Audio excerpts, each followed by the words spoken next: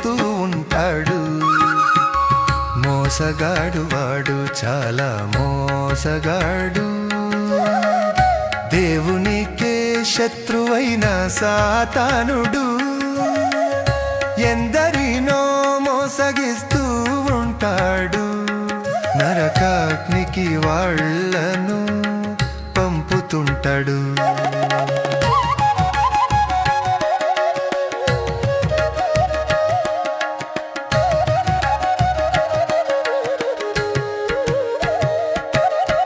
తాత్కాలికమైనవి శాశ్వతాలు అంటాడు. పాపాలు చేయడం తప్పు కదంటాడు. శరీర ఇచ్చలలో పడవేస్తూ ఉంటాడు. చివరికి నరకాగ్నికి తీసుకెళ్ళిపోతాడు.